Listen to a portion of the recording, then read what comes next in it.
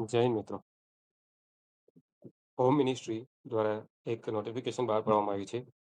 એમાં IB યાની intelligence bureau આઈબીની vacancy બહાર પાડવામાં આવેલ છે. તમે જોઈ શકો છો અહીંયા એ ગ્રેડ 2 ની એક્ઝિક્યુટિવ પોસ્ટ છે એસીઆઈઓ 2 આઈબી એસીઆઈઓ 2 ની વેકેન્સી બહાર પાડવામાં આવેલ છે. આ એક ખુફિયા વિભાગની વેકેન્સી છે. આઈબી યાની ઇન્ટેલિજન્સ બ્યુરો જે ઇન્ટરનલ સિક્યુરિટી અને ઇન્ટર દેશની અંદર જે ખુફિયા એજન્સી છે એ રીતે કામ કરે છે. અને બીજી છે રો જે આઉટર પાર્ટમાં કામ કરે છે.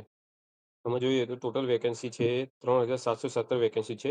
એમાં જનરલની છે 1537, ઈડબ્લ્યુએસની 442, ઓબીસીની 946, એસસીની 566 છે અને એસટીની 226 છે. અને એજ લિમિટ છે એ 18 થી 27 વર્ષની રહેવાની છે. અને એસસી એસટી માટે 5 વર્ષનું રિલેક્સેશન છે, ઓબીસી માટે 3 યર્સનું રિલેક્સેશન છે. અને પે સ્કેલ છે એ તમારે 44,900 થી 1,42,400 સુધી રહેશે.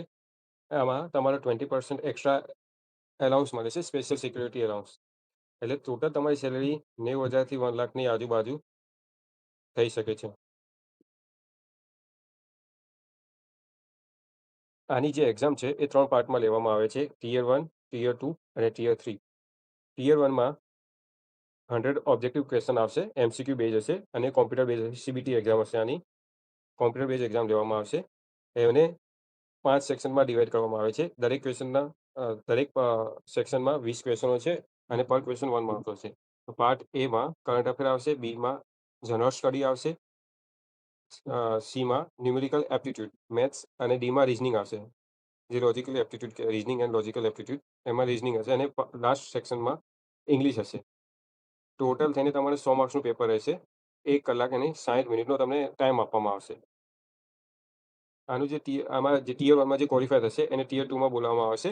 ટિયર 2 છે એ ડિસ્ક્રિપ્ટિવ પેપર આવશે. 50 માર્ક્સનું પેપર હશે. એમાં તમારે 20 માર્ક્સનો એક એસે આવશે. 1 એસે રાઈટ કરવાનો આવશે.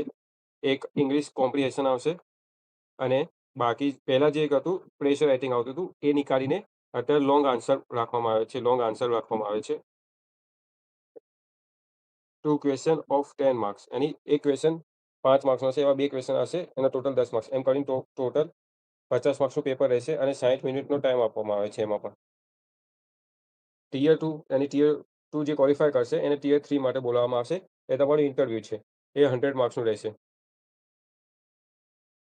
ઓનલાઈન રજિસ્ટ્રેશન કાલથી યાની કે 19 જુલાઈથી સ્ટાર્ટ થઈ જશે અને લાસ્ટ ડેટ રહેશે એ રહેશે 10 ઓગસ્ટ. અને જે ફી ભરવાની છે એ લાસ્ટ ડેટ છે તમારી 12 ઓગસ્ટ. આની એક્ઝામ ડેટ આપતા નથી, પણ આગળનું જોતા આગળ જે 2 એક્ઝામ લેવાઈ ગઈ છે 2017ની, 2023ની એમાં એ લોકોએ 1 થી 2 મહિનાની અંદર આની એક્ઝામ લઈ લીધી છે અને ડાયરેક્ટ એ લોકો તમને કોલ લેટર માટે મેલ જ મોકલશે. આની એક્ઝામ ક્યારે આવશે તમને એડવાન્સમાં જાણ જ નહીં થાય.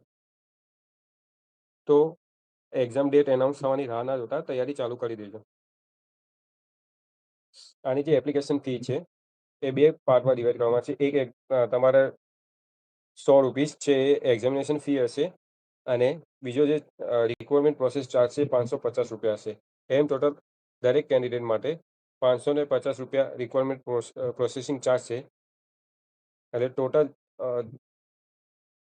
એટલે મેલ કેટેગરી માટે આની જે ફી રહેવાની છે 650 રહેશે. મેલ કેન્ડિડેટ જનરલ, ઈડબ્લ્યુએસ અને ઓબીસીના.